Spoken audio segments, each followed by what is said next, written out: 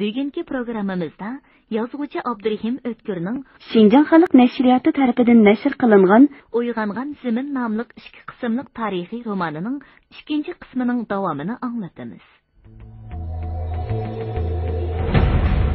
Tarna şadlıqdan judadır hayat, alınır her ün, mutluluk, tıkıl. Almanya sakta azaytımız, cebir zulümünü tügütümüz, yurtta hiç amallıqını özümüz sorayımız. Menize küçük balını gollığanda gollumakçım ha? O de, yağaç kazanda bir kıtım aş pişidim. Meni sorusanla, ben adli bir cangçı. Menin maqsadım, xalqni jabr zulümdün tutquzib, erkin azadlıqqa chiqarib, tinch, farovon turmushga ega qilish. Hey! Şu Luba degan nomodini qishqa! Onu qidaydigan gapimmi? Bizni ilik tarafga ozodlik mash'ili yongan, meni taqdirga boshqa aytamaka. O'yg'ongan ziminni endi hech kim tutolmaydi.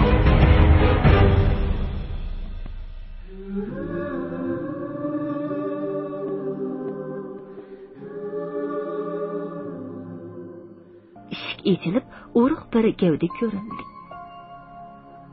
Ay yo'riqida uning sipti kiyingan yog'oq yuz, ko'zi soqol bo'y ekanligi aniq ko'rinib turibdi. U gap so'z qilmay dok ayolni yon eshik yonidagi g'ova yo'rib turgan bir uyga boshladi. Dok ayol qo'ynidan bir kitobni chiqarib, "Xo'jayin xonim, bu kitobni o'qib bo'pti. Pop janoblariga berib qo'ying." Yaxshi. Xo'jayin xonim so'rayotgan jurnal mana. Buni alg'ach keting. Bo'yniga kirist esib olgan yo'g'on qo'rsoq, seriq bujg'ur soqol, taxminan 60 yoshlar chamisidagi bir kishi eshik derazalari him yepilib, obdan isitilgan xilvat hujurdagi 10-lampa yo'riqida boyiqi kitobni diqqat bilan varaqlashga boshladi. Bu İncil kitobining Xanzu tilidagi yangi nashri bo'lib, uni varaqlayotgan kishi mushu cherkovda uzun yillardan beri poplik qilayotgan Charles George edi. U kitobni varaqlab etib, xuddi xo'rozning tojisidek qizirib turgan go'shtlik yuzini qo'l yog'liqi bilan pat-pat surtib qo'yadi. Oxiri kitobining tiklab qo'yilgan betiga ko'zi tushdi-da, kichkina shisha qutidagi sarg'uch suyuqlikqa yung qalamni chilab elib, shu betga surishga boshladi. Yung qalam har bir surtilganda, uning izi bo'ylab xat qo'llari orlig'ida ushoq shifrlar namoyon bo'ladi. Pop seriq budur chochlari yepib turgan peshonasini yana bir surtib olib, simsiz radio apparatini Angelining Qashqarda turishliq konsulxonasiga to'g'riladi. Radio to'lqini muning mazmundagi maxfiy shifrlarning havo bo'shlig'iga tarqatib etdi. Apesov Urumchiga yetib keldi.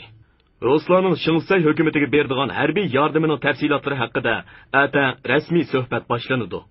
Uzoqqa qolmay Shinsay qo'shinlari Sovet Rossiyasining harbiy texnikasiga ega bo'ladi. Angelining Qashqarda turishliq konsulxonasining simsiz radiosi bu xabarni shu kechsala yangi Dehliga yo'lladi. Tun nisbidan oshganda Londonmu bu gapdan xabar topdi. Bu kunlarda Urumchi bilan Moskva, Urumchi bilan Qashqar, Qashqar bilan yangi Dehli, Yangi Dehli bilan London havo bo'shlig'idan to'xtovsiz yiqayotgan radio to'lqinlari butun dunyoning degudek diqqat nazarini Osiyo quruqligining markaziga joylashgan Xinjiang degan zaminiga markazlashtirib qo'ydi. Bu radio to'lqinlari shu cheksiz havo bo'shlig'ida yiqib yurganda, ehtimol osmon jismlariga, hech bo'lmaganda g'amsiz uzib yurgan bulut parchalariga tegib o'tgandi. Ular bu radio to'lqinlari to'shib yurgan gap so'zlarni anglab hayron qolishgandi. Hayroni havaslikda, bu qandoq zimin? Uning g'imini yeydiganlar. Yo'q. G'imini yeydiganlar emas. Uningga xiris qildiganlar nimandoq ko'p. Yeliki sho'rliq zimin. deyishgandir. 16-bob. Urumchi qamal kunlarida. Sen urushni xohlavding. sen onunğa erişsən. Chingizxonning Muhammad Xorazm shohga yozgan xati. Xo'jayin xonimning Dok ayoldan popqa avatgan maxfiy axboroti bu yerdan chiqmagan o'xshaydi. Xuddi shu axborotda deyilgandek, Aprisov Urumchiga kelib atisidan boshlabla Sovet ittifoqi tarafidan beriladigan harbiy yordamning tafsilotlari haqida Shinsay bilan suhbatlashishga kirishdi.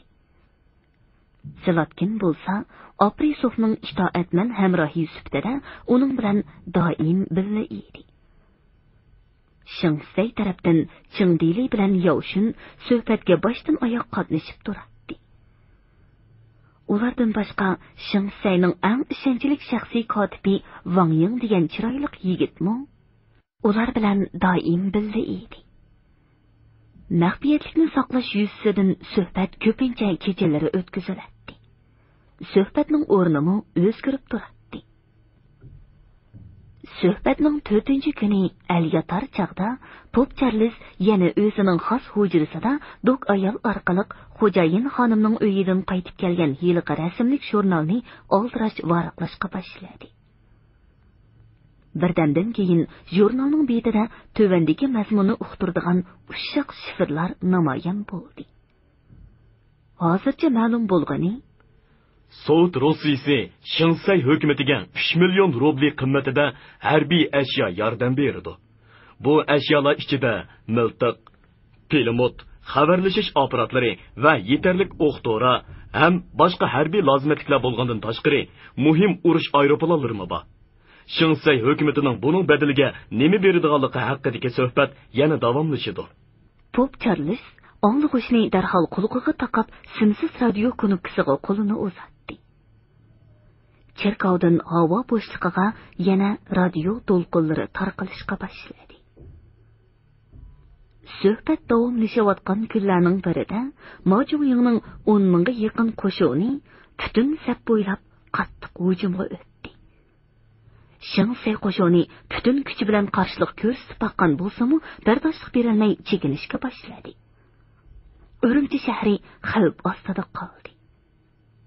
1934-yili yanvar oyining o'ttirlarida Mojuying qo'shini nurg'un qurbonliklar badaliga shahar sebilining Nalyangning bir qismi bilan sharq tarafdagi mahallalarni, jumladan sharq darvoza tarafdagi radio stansiyasi bilan aerodromni ishg'ol qildi.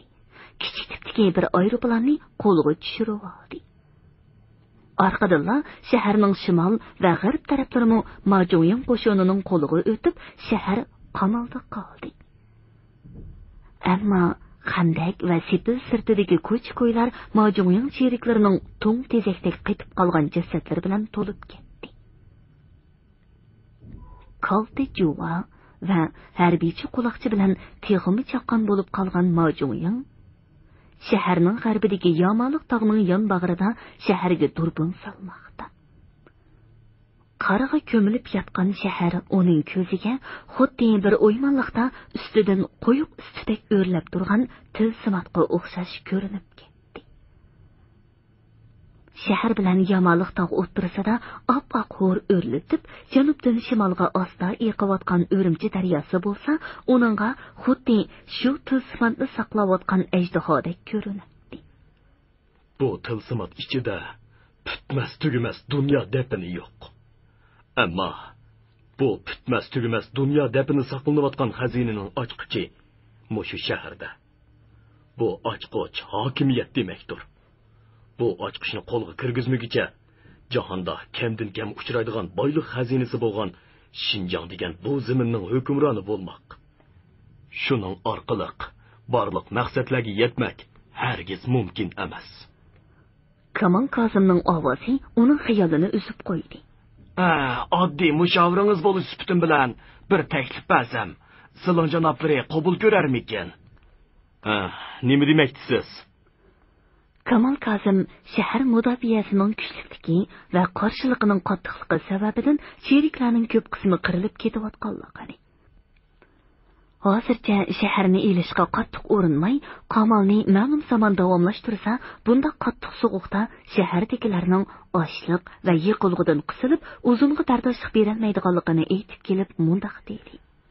Razvedka qilishga avatilgan xodimingiz Zakir Dolanovning Manasdan yo'llagan xabarga qaraganda, general Jang Piyuanning oldingi qismlari Shixoga yetib kelgan va Urumchiga qarab yurish boshlash oldi ekan. Shundoq bo'lgandan keyin biroz kutsak, Jang Piyuan qismlari yetib kelish bilan bas qiling mushavir apandim. Hokimiyat tomg'isining sepabi. Uni bir odam tutish kerak. Men so'rolmadim. Uning bir uchini Jang Piyuanga tutqizib qo'yg'ili. Menga maslahat berish o'rniga ava asir tushgan ushqichi bilan havoga o'rlangda shahar ustida oylinib yurib varaq tashlang.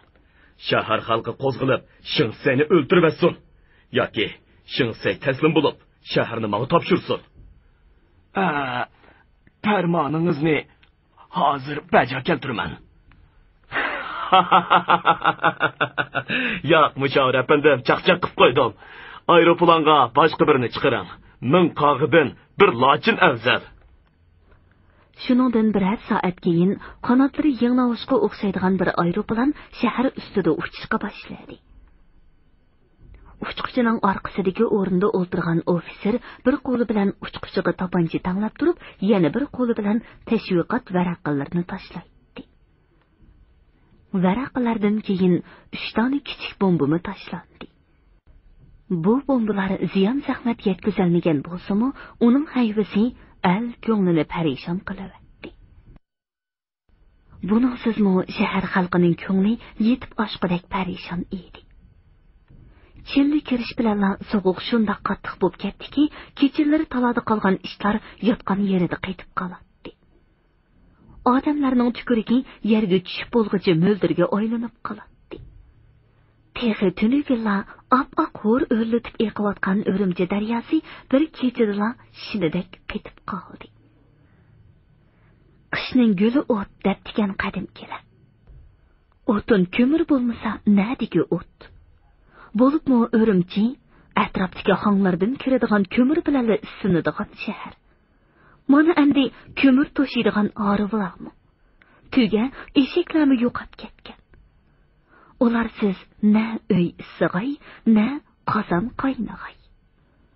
Urumchi zamonlardan buyon atrof yezi qishloqlardan tashqari u yeni Jo'ng'ar, bu yeni Turpan o'ymonligi bilan to'yinadigan shahar edi. Mana endi urush yalmavuzlari yo'llarni etib, karvonlarni yutib, bu shaharni goldan bo'g'ib, arpa bug'doy osh ekan, unchi marjon tosh ekan deydigan kunlarga tushirib qo'ydi. Shahar anchaksiz qolgan bu vaqtdagi yig'lab, holsizlanib ketayotgan bechoradek ing'iramoqda. Xuddi shoirning aytganidek. Muzlidi shahar, muzlidi hisar. Qovuqlar sunuq, ko'ni bir mazar. Shahar ustida lolma bulutlar ozuq izdashib qiladi shikar. Kunning asri yo'q. Hava tumanliq. Yerlar titrishur, muzg'an jonliq. Har na shodlikdan judodur hayot. Anglinur har un, mungluq, pig'alliq. Turg'un tuvida yirtiq kun o'tik. Cho'ruq titraydi topini to'shik. Masum go'daklar chiroyi seriq, qo'llar sunulgan, bo'yinlar bukuk. Shundoq kunlarning birida yana aliyotar chaqda yiliqi do'q ayol yana chirkov darvozasi oldida paydo bo'ldi. Top Charles oldirash ishga kirishdi. U oldida yig'liq kitob qo'llari oraliqidagi maxfiy shifrlarni o'qib o'tib, ikki qitim Xudoga omonat deb o'ng qo'li bilan cho'qinib oldi. Birdamdan keyin uning oldidagi simsiz radio apparatidan havo bo'shligiga yana radio to'lqinlari tarqalishga boshladi. Jiddiy xabar. Apisov bilan Shingsay o'tirsidagi suhbat yuqori baldoqqa chiqdi. Shingsay Sovet Rusiyasidan berilayotgan harbiy ashyolar yordami bilan Majungyongni yengishga ko'zi yetmay, bevosita harbiy yordam talab qildi. Shingsay hukumati Xinjiangda kommunizmni tashviq qiladi. Ichki tashqi siyosatlarda Moskvadan yo'l yo'riq oladi. Sovet Rusiyasiga Xinjiangda kon ichish, savdo tijorat qilish imtiyozi berdi. Sovet hokimiyatiga qarshilik qilib, Xinjiangga qochib o'tgan qurolliq oq o'rislarni ta'qib qiladi va muhim atamalarni yo'qotadi deganga o'xshash shartlar badaliga Sovet Rossiyasi Shinsayning talabini qabul qilib, Majungyangni va Qashqardagi Sharqiy Turkiston Islom Jumhuriyatini yo'qotishga bevosita qo'shin avatmoqchi bo'ldi. Bu qitim Xo'jayin xonim Pop Charlesga avatgan bu axborotni tepishda qandoqdir sabablar bilan sal kechikkan edi. Chunki bu kunlarda bir necha ming kishilik Sovet Qizil armiyasi ikki qismga bo'linib, Xinjiang chegarasi ichiga kirib bo'lgan edi. Birinchi qismi Altayskilar degan nom bilan Cho'chak chegarasidan kirib, to'p-to'g'ri Manasga yetib keldi. Ikkinchi qismi Qo'rg'as chegarasidan G'ulji tavasiga kirib, Kura shahrini qo'rshovga ilib bo'lgan edi.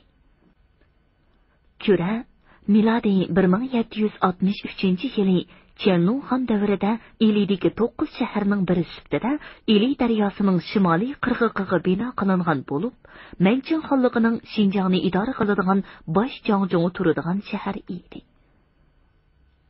Keyincha bu shahar daryo suyining yolib ketish xavfi ostida qolganlikdan 1882-yili uning 15 chaqirim shimoliga Yangi Kura shahri bino qilingan. Yangi Kura shahri Shinxay inqilobidan keyinmi Jangjung turadigan joy bo'lib kelgan. Ili Bo'zyer o'zlashtirish mahkamasining bosh valisi Jang Buyuanmu ana shu an'ana bo'yicha Kura shahriga joylashib, uni o'zining bosh shtabi qilgan edi. Uning ustiga Sovet Oktyabr inqilobidan keyin Qo'rg'as chegarasi orqali bir necha ming kozak soldatlari bilan Jungo chegarasiga qochib o'tgan Chor Rossiya generallaridan Ataman Dutov bilan Onnikovlarning barliq qurol yaroqlari Jungo hukumati tarafidan musodara qilinib, Kura shahridagi harbiy iskilotlarda saqlanmoqda edi. Bu qurol yaroqlar ichida yeni qurollardan boshqa 10 necha ot so'rab mang'adigan cho'ng kalbirliq zambiraklar, parchalab otqa ortadigan doli zambiraklari va ot qo'shib so'rab mang'adigan chaqliq pilimotlarmi bor edi. Shunday qilib Kura shahri cho'ng bir harbiy iskilotga aylanib qolgan edi. Ili vodisidek kang va boy siminning hukmroni bir necha ming kishilik qo'shin bilan ana shunday harbiy ashyolar iskilotining egisi bo'lib olgan Jang Buyuan o'zini dunyoda birli hisoblaydi. U Shinsayga qarshi Majungyang bilan tuzgan ittifoqdoshlik shartnomasi bo'yicha 1934-yili yanvar oyi kirish bilan Yang Jungjung degan sarkardasining boshchiligida bir qism kuchni Urumchi tarafga mangdirib etib, orqadan zo'r bir qo'shin bilan o'zi yo'lga chiqdi. Qari egar choptuqliq qora otlarga minib, qora kalta juvi kiygan va qisqa miltiq mavzular bilan qurollangan bir to'p muhofazachilar orasida bo'z arg'amoq ustida g'odiyib o'ltirgan Jang Buyuan quyosh nurida olmosdek parqirab turgan hayvatlik tog' cho'qinlariga, qaylin qarg'a ko'milib yotgan yonbag'irlardagi qarag'aylarga qarab xayol suratdi. Yolg'iz birli Ili vodisi emas, butun Xinjiang mening bo'lishi kerak. Bu qo'yni kang, boyliqim mo'l, xalqin nodon ziminni yozishinde qiritulga 17 yil so'rg'ayada. Amdila 42 bahorimning zo'qini surib, bo'ridek olg'ur, yelpizdek chaqqan, yo'lbosdek kuchtingir bir azimat bo'lgan ekanman. Nemishqi 27 yil, balki 37 yil so'rayolmag'idekman. Ba'zilar meni 3 xotinlik bo'lib oldi deymishdi. 5 xotinlik bo'lsam nim bo'pti? Qashqar diyorini so'rgan Matitayning 40 xotini bo'pti ekan-ku. Mendak yiliki to'liq erga 5 xotinni ozlik qiladi texi. Birtala havo bo'shlig'ini yerib kelayotgan aeroplanning dahshatli qarqirgan ovozi uni cho'chitibdi. Ko'zni yumib ochqicha havodan pilimot o'qlari yig'ib, muhofazachilardan bir nechasi otdan g'olab tushdi. Orqadan osmon o'rilib tushgandek gumburlagan bir dahshatli tovush anglanib, uning o'zimi otdan g'olab ketdi. Ot va odamlarning qonga milangan jasadlari qorga ko'milib qolmoqda edi. Aeroplan hayot qolganlarning bosh ustida uchib yurib, tirik turg'izibla jinini olg'udek dahshat soldi. Jang Beyyan bu nima ish deb so'rashga qurbi yetmay, tirik qolgan bir necha muhobbizatchisining yordami bilan tizg'icha qor kechib yurib, qilin qarg'ayliq orsiga yo'shirinishga oran ulgurdi. Biroq kura tarafdan gumburlab etilayotgan zambarak ovozlari uning jinini erib yonda qo'ymoqda edi. Birer soatdan keyin uning orqada kelayotgan qo'shinidagi ofitserlardan bir nechasi ochib turib kelib, qo'rg'as chegarasidan kirgan Sovet qizil armiyasining kurani to'pga tutayotganligini, boyiqa aeroplanning Sovet zemini tarafga uchib ketganligini ma'lum qildi. Asta, ko'k ko'zlar aralashgan bo'lsa, mening ishim tugatdi. Men bundoq bo'lishini nadim bilay. Hammasi Shinsayning o'yini. Men bu iblis ustidan markaziy hukumatga arz beraman, deb varqirdi Jang Beyyan yo'g'on ko'zlari chiniqidan chiqib ketgudek bo'lib. General janoblari, hozircha jinimizni yo'shirg'idak bir doldi joy tepib, Urumchi tarafga avatilgan qo'shinimiz bilan aloqa qilishning ilojini qilsakmikin, dedi uning bir mushaviri. Shuningdan keyin ular yana olg'a ilgirilab, kech kirganda udul kelgan bir jangziga tushkun qilmoqchi bo'ldi.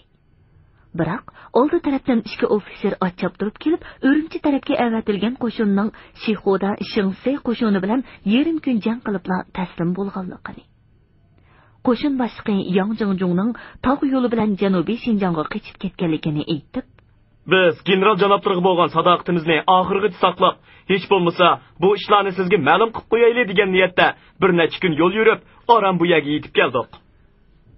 Jang Beyyanning demi ichiga tushib ketdi.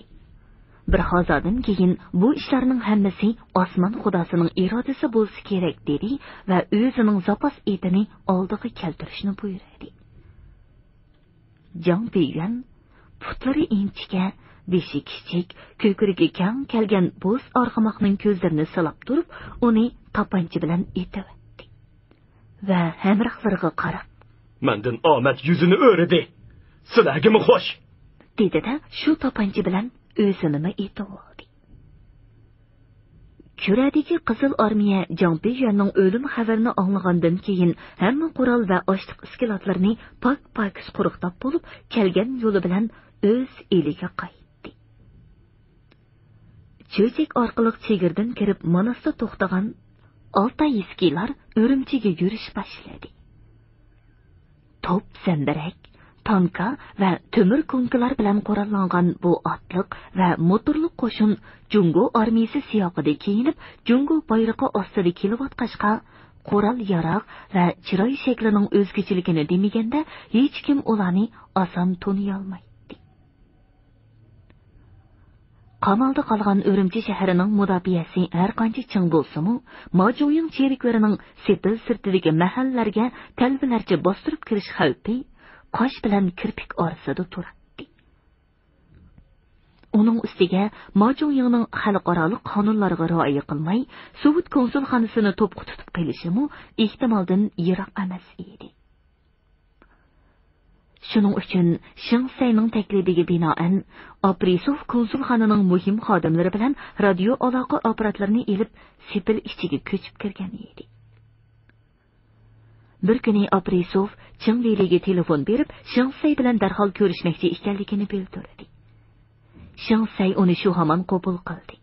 Aprisov Shinsay bilan esalashib bo'lgandan keyin bir parcha qog'ozni Chingliga berib o'tib, Moskvadan jiddiy radiogramma keldi. Buni Duban janoblariga o'qib bering.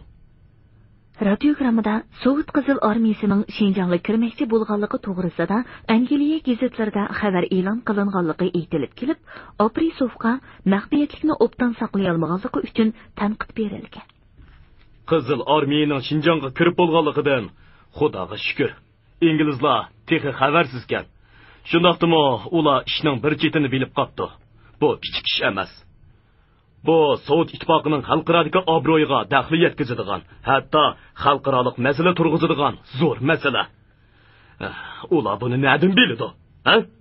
Demak, sizlarning ichinglar pokiz emas. Shinsay bilan Chingdeli bir-biriga qaragan peti hong ketib qolishdi. Ishinglarda Angliya josuslari bor. Bilib otamsiz, cho'qim bor.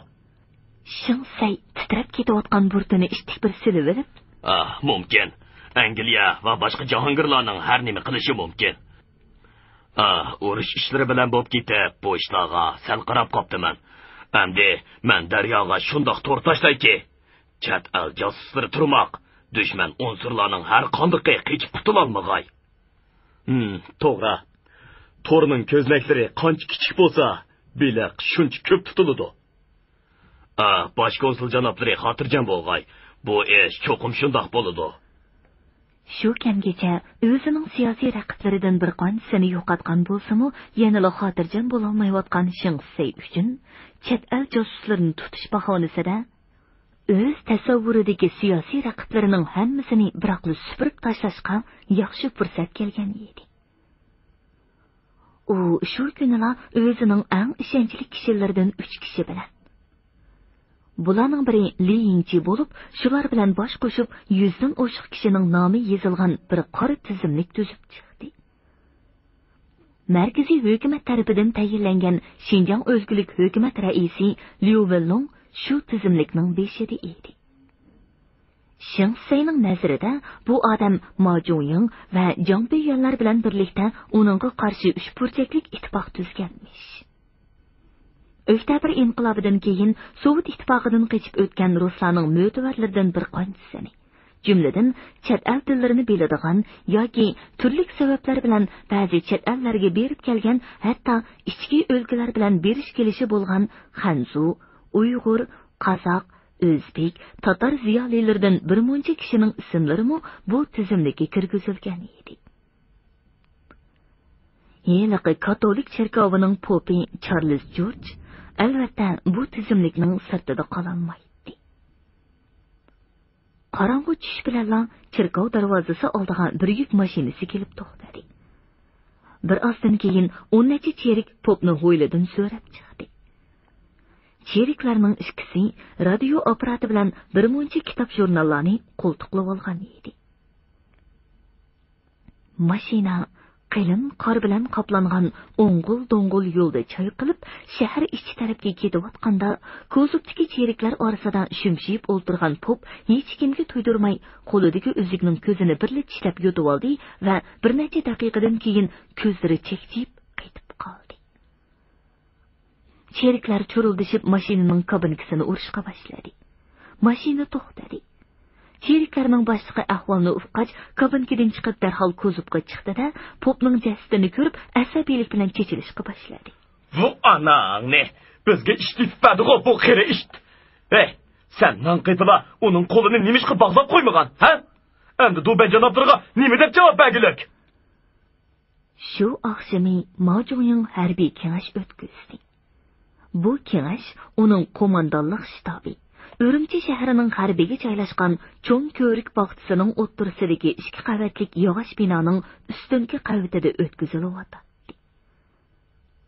Kengashga otliq qismlar sarkardasi Mahuzat, harbiy ta'minot boshlig'i va Turpan garnizonining silingi yo'lbos, mushavirlardan Jiang Yashao, Kamal Kazim, Zakir Dolatov, Ma Zhongyingning imomi Ahun Tuanjang va yosh sarkardalardan 3 kishi qatnashgan edi. Ruslarning mundoq tuyuqsiz, ochiqdan ochiq qurolliq mudolaa yurgizishi uxlab tushimgim kirmagan edi.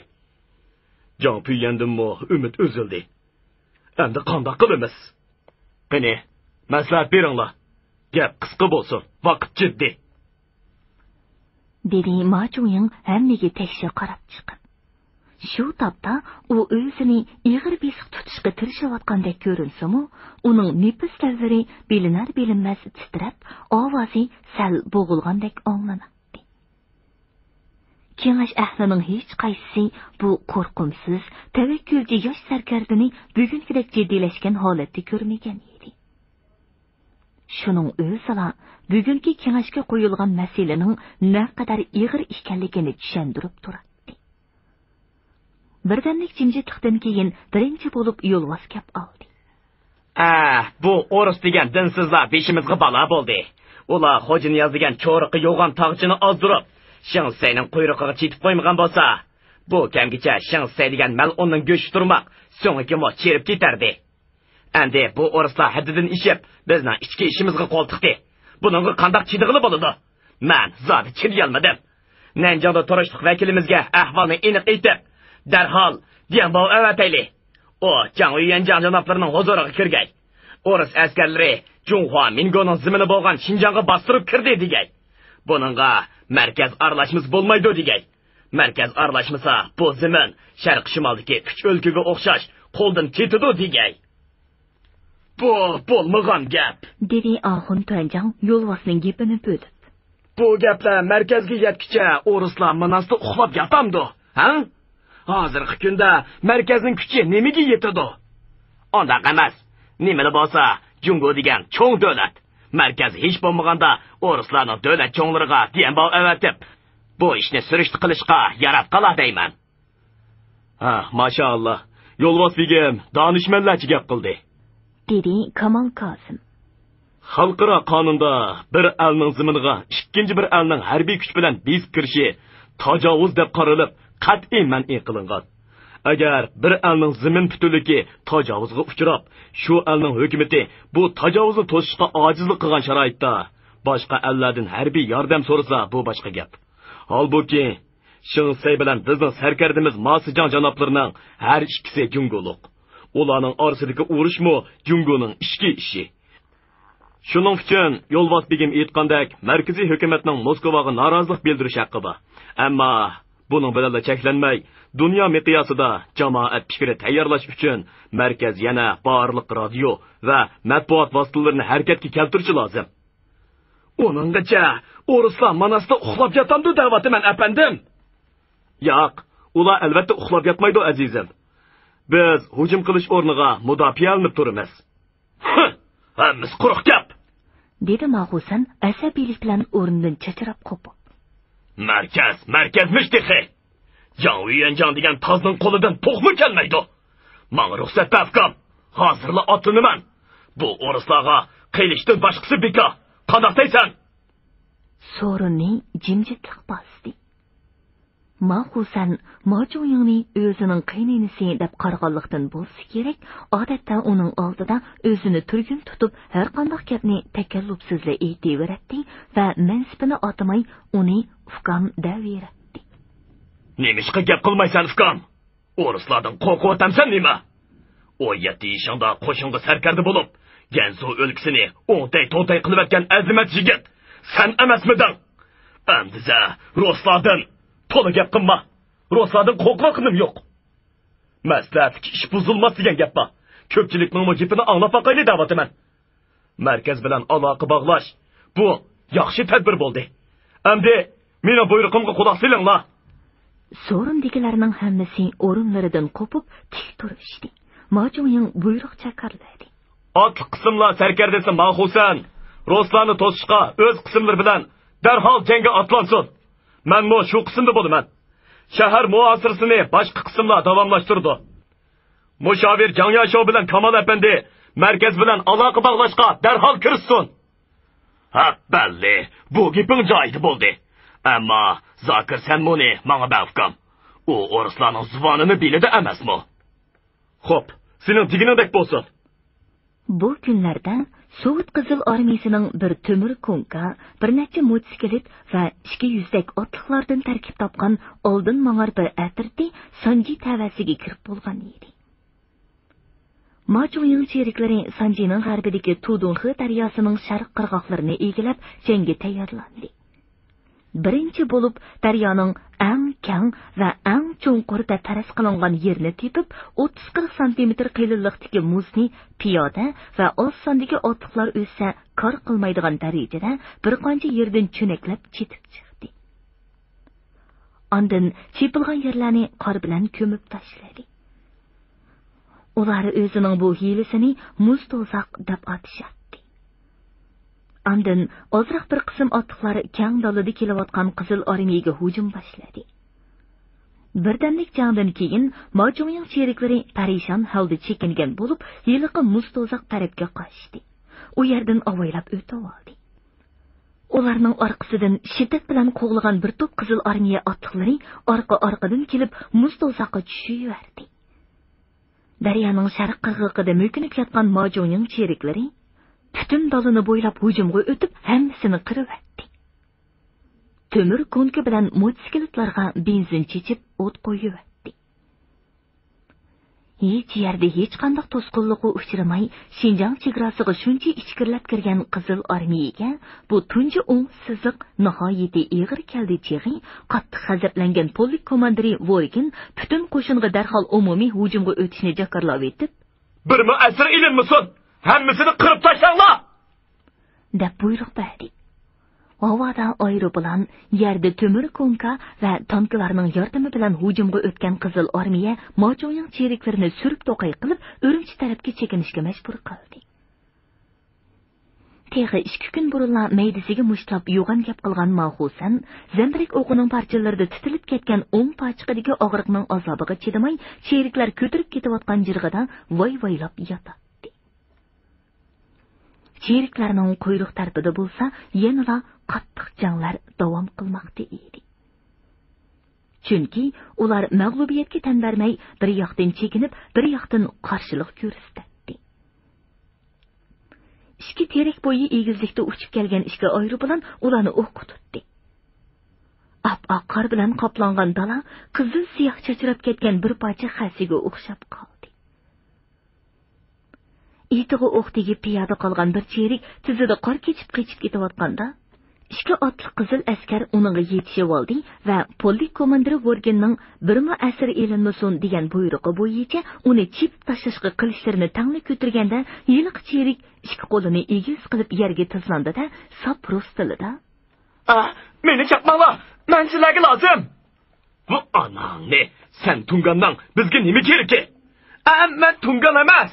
Mana qaranglar, men Tunganga o'xshamdiman." Darvaqa u o'zining oqsiriq kelgan budur chochlari, havo rangdagi ko'kish ko'zlari va qo'ng'sarliq burni ostidagi siriq burdi bilan tunganlarga zoda o'xshamaydi. "Amsa, sen nima odam?"